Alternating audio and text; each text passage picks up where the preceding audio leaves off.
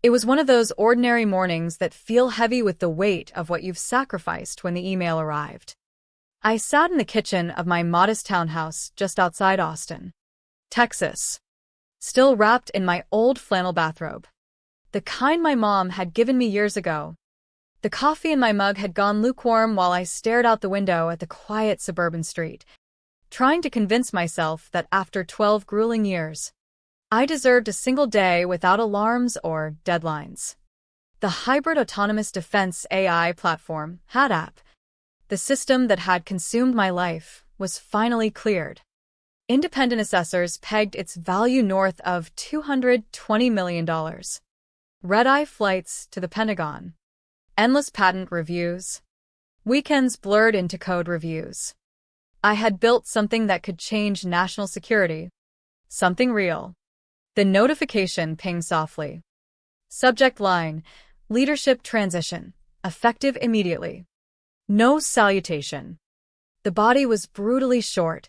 Your services at Ether Dynamics are no longer required. Effective at once. It was signed by Vanessa Reed, the freshly minted Chief Technology Officer who'd spent the last 3 months networking at every power lunch in Silicon Hills and reposting articles about disruptive innovation as if she'd lived them. My finger hovered over the reply button, but nothing came. The screen dimmed from inactivity as I sat frozen, the room suddenly too still.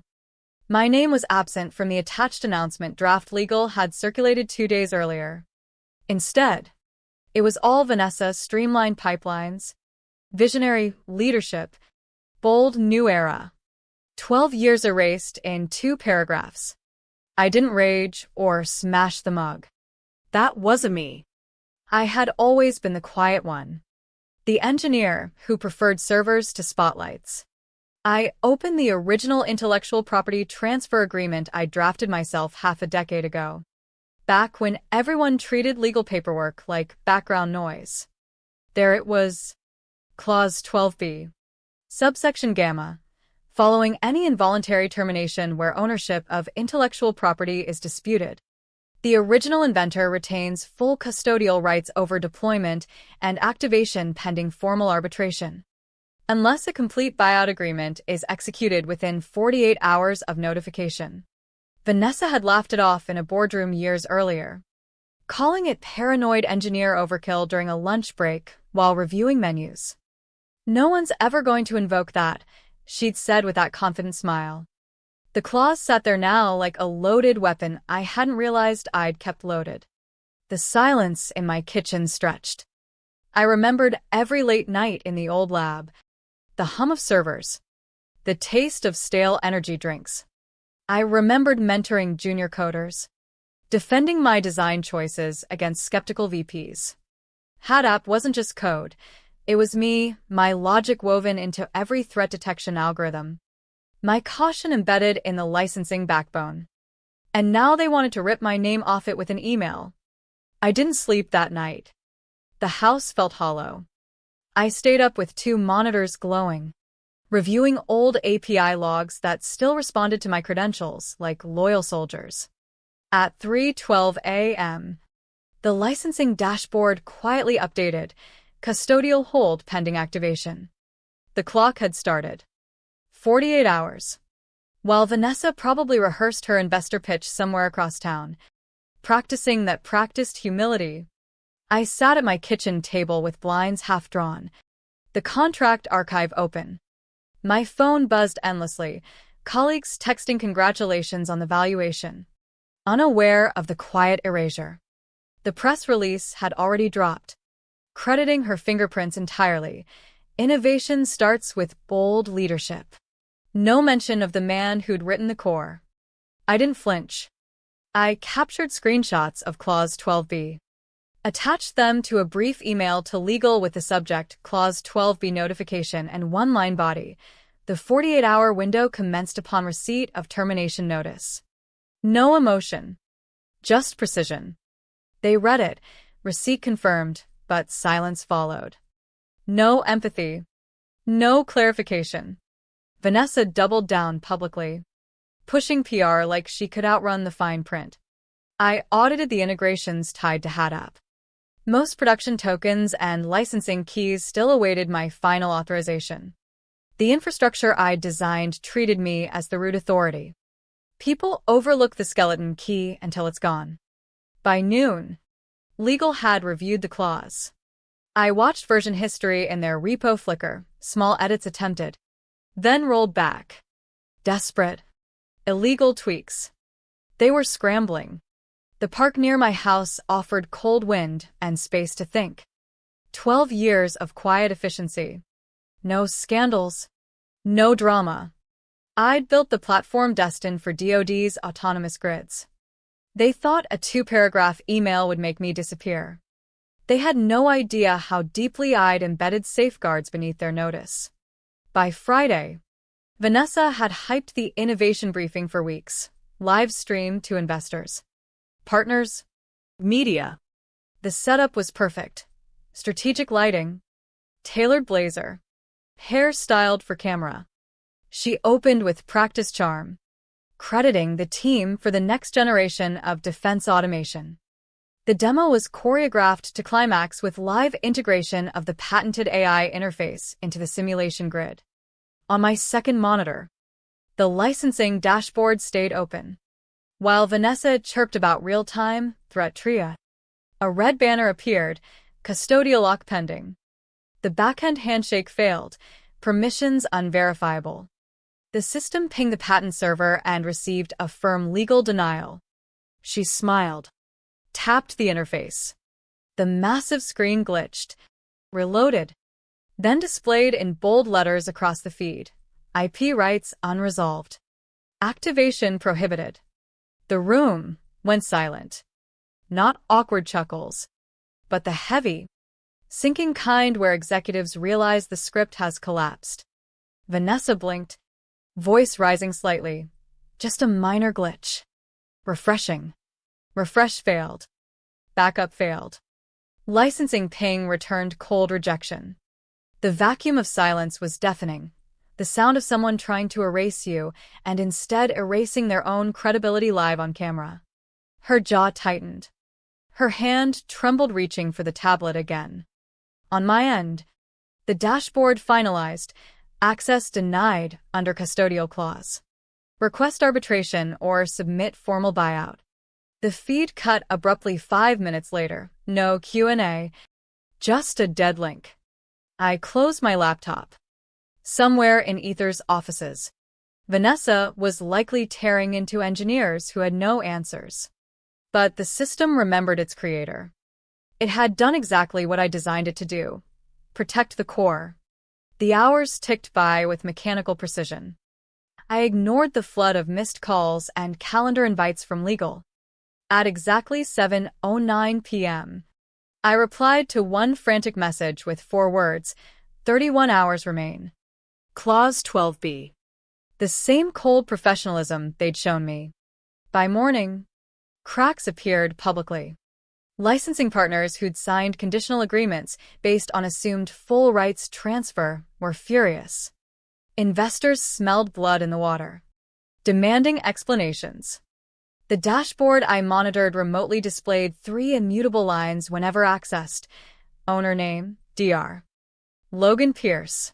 Custodial author of record, time remaining on arbitration window, and direct link to the original patent filing with my notarized signature. Vanessa's team tried spinning it internally as an obsolete loophole I was exploiting. But the clause carried notarized timestamps and an unbroken 12-year custody chain, filed federally. It wasn't a loophole, it was a trap I'd set quietly for exactly this contingency. A leaked internal memo reached me through an anonymous channel, Vanessa dismissing my concerns pre-launch, calling my warnings paranoia. Another executive had cautioned her weeks earlier about reviewing my IP contract. She'd replied curtly, "He's gone. I'm not wasting time on his paranoia." Sunday arrived without fanfare.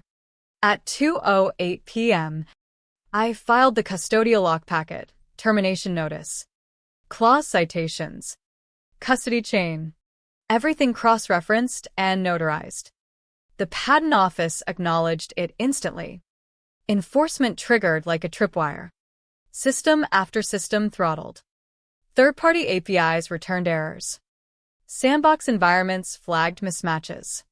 Partner platforms that had begun integration saw access revoked without warning. Fines for unauthorized deployment began accumulating.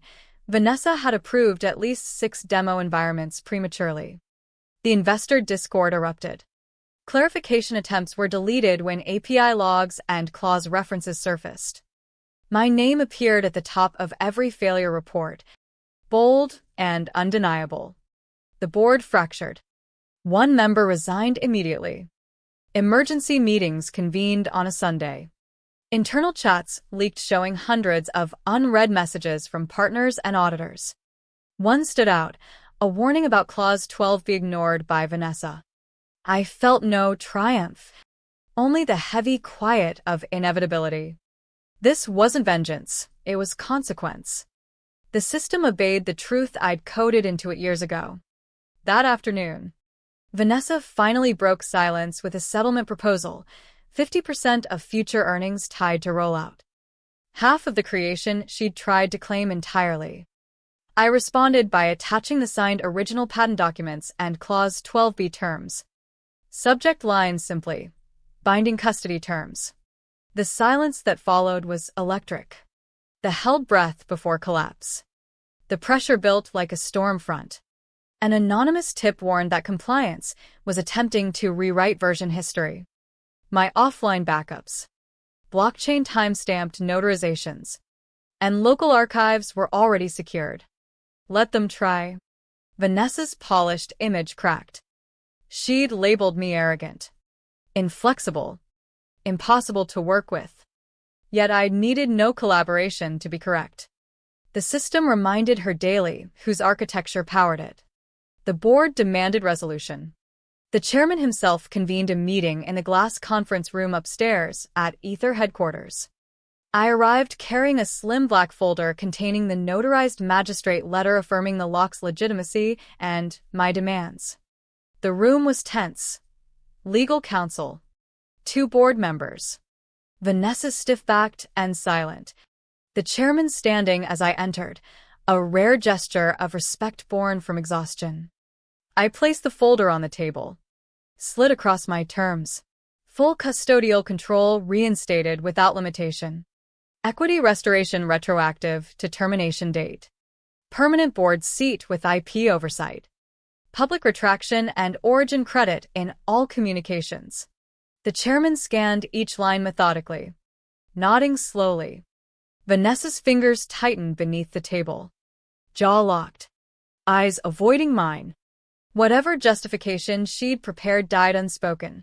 Her emails, edits, and failed broadcasts had already spoken for her. Legal raised no objections. The accumulating fines, investor threats, and partner lawsuits had made the math undeniable. The chairman asked if terms were acceptable. They were. I signed in clean black ink, controlled and deliberate. He signed. Restoration wasn't symbolic. It was structural. The system would reflect my authorship permanently. Logs remained public and immutable. Before leaving, I stated my final condition: no alterations to author fields. No rebranding that obscured origins. Any violation, and I would trigger full revocation again. Understood. Vanessa received her suspension notice. Credentials deactivated by lunch. I didn't stay to watch her escorted out. I hadn't come for spectacle. The press release dropped precisely at 9 a.m. Eastern the following Friday. Sterilized by attorneys, yet preserving the core truth. The HADAP patent was originally and solely authored by Dr. Logan Pierce, with custodial continuity formally recognized and enforced. No excuses. Just factual correction. Investors calmed. Negotiations resumed under revised terms requiring my explicit oversight. Every new integration routed through my approval. New contract clauses mandated verifiable custody protocols. I added one quiet line to the API dashboard footer. Custody confirmed. Unauthorized replication triggers permanent revocation. Immutable. Functional. Final. Vanessa's name vanished from the org chart overnight. No announcement. Just absence and whispers of extended leave pending review. She would resurface elsewhere. Perhaps at a startup eager for her networking skills. But never here. The internal culture shifted subtly. Engineers began scrutinizing documentation, ownership, signatures. My name didn't echo loudly. It lived embedded in the infrastructure. 1 month later, a heavy white envelope arrived by mail from Washington. Formal statement from the Defense Innovation Authority revising procurement policy. All future autonomous defense AI systems would require verifiable custodial integrity for certification. No more glossy takeovers or rewritten legacies. At the bottom, beneath official stamps, my name appeared not merely as inventor, but as sole compliance trustee and verified custodial architect. No one else could authorize deployments without risking collapse. The system answered first to my embedded signature in every boot sequence and core sync. People moved on. New CTO. Updated roadmaps. Faded headlines. Vanessa became a whispered cautionary tale among teams that finally read contracts thoroughly. A podcast dubbed me a quiet revolutionary. I never listened. I hadn't sought noise. They'll repaint walls, update fonts, launch successors. But every time the AI hums awake, every boot command will verify against my signature first. The system outlasts people like Vanessa. In the end, I didn't walk away from what I built. I simply waited for them to trigger the safeguards I'd placed long ago. The question lingers in the quiet hours, in a world that rewards speed and spectacle. How often do we truly honor the hands that lay the unseen foundations? Loyalty flows one way until the fine print reminds everyone, quietly, absolutely, who the foundation truly belongs to.